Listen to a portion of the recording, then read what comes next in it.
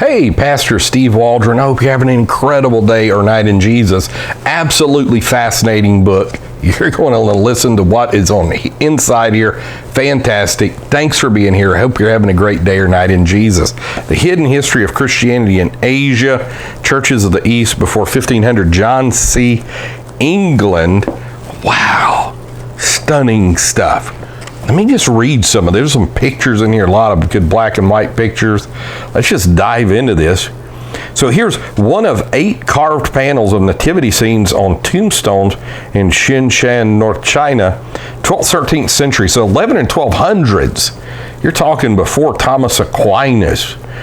You've got Christianity there. Mongolian general's helmet with a cross carved with a heart, found in Japan in 1281 AD. And then 2 examples of numerous Mongolian seals and amulets discovered across the region, which depict Nestorian crosses. Now here's a wall painting of a young worshiper from a Nestorian church in Koka. What year? 9th century. This is the 800s AD. This is time of Charlemagne.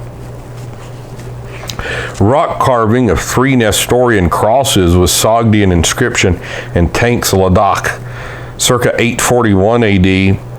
Large blue iron corn measure with silver decoration and Nestorian crosses from Lhasa, Tibet. Lhasa, Tibet. I mean, this is St. Thomas Christian Encyclopedia of India, the Kalapara Church, Kerala, one of the pre-Portuguese structures in South India. Part of 1 copper plate, full size, from a set now held in Kottayam, 8th century, from the 700s, Christian artifacts. Isn't that just absolutely incredible? Turco-Sogdian silver plate depicting Christ's crucifixion, burial, and resurrection from West Turkestan from the 9th or 10th century, the 8 or 900s. Typical Nestorian gravestone, dated 1316 AD. Remember when Marco Polo went in the 1200s? He said there were Christians there. And then some of like the Khans, like Genghis and all this, some of their relatives were Christians. Nestorian gravestone with Syriac inscription dated 1301, 1302 AD. I'm skipping over several things. Let me go to this one I had, because I just found this just incredible. Let's see here. Tibet. In Tibet, there's evidence of Persian trade from the 5th century and records of West Asian physicians at the royal court in the 7th and 8th centuries. It didn't say Christians, but let's keep reading.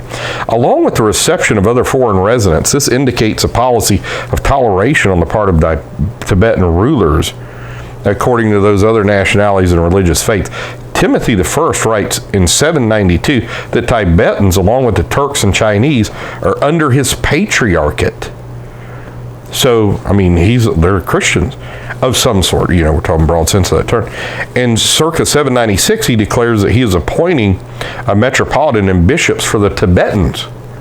So there had to be a lot of Christians there.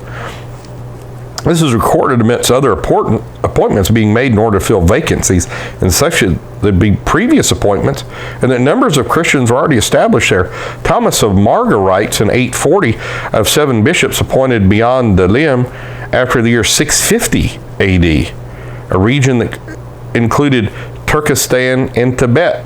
We know of a general in the service of Tang Emperor Cao Song, a Persian Christian named Alohan, which is Abraham, who was governing tribes on the Tibetan frontier in 656 to 661 AD.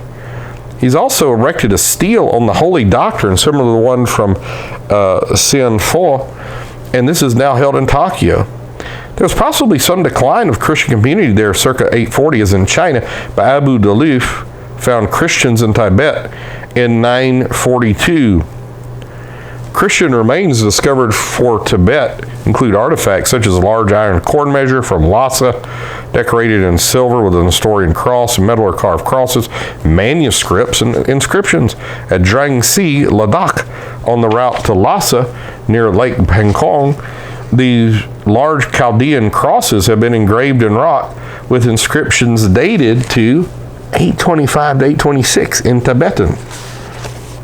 Sogdian Chinese, and 2 other local languages also on that. The Sogdian one is surmounted with the name Jesus. It'd be natural to conclude there were Christians belonging to all these language groups. At Shachkukal, nearby, a cross with Tibetan inscription and the figure of a dove has been found on Lake Somoriri, a cross of iron and bronze. The Tibetan manuscripts discovered at Donghong, on which is painted a cross in Sasanian style, has been mentioned above. The cross has been identified as the work of a local Tibetan artist, and other texts translated by Palat are believed to show strong Christian influence, include treatment to such Christian themes as salvation by grapes, and interrupts the operation of karmic law. It's not how long beyond the 10th century Christian communities continued to Tibet, although the Abbey Huck was astonished at the large number of Christian rituals, symbols, and other practices that persisted within Lamaism into the 19th century. So just phenomenal. It goes into just incredible stuff. Let me get to the beginning here. This was published in 96. And so a story of half the world, necessary reorientation, the range and history of evidence, the religions on the move, and it just keeps going. Theologians, patriarchs, writings under Islam. It's absolutely Christian centers and leaders. It goes into Burma, Ceylon, Malaya, Java, Korea, Japan, writings, Transoxiana, West Turkestan, East Turkestan, just unbelievable. Central China, great stuff. Let's see who John England is. His degrees in art and theology from New Zealand universities and the SEA Graduate School of Theology. He's married to Rita, 2 daughters, 2 sons. And so, great stuff. What can I tell you? And so, the hidden history of Christianity in Asia, yeah, there's always been a church. It's not just relegated to the West and the fledgling Catholic Church that gradually grew to predominate, but all over the world, really. And this is Colossians, this is Romans. It said it's preached to every creature under heaven. God bless. We love you. That couldn't just be the Roman Empire. We'll see you later. Great book. Bye-bye.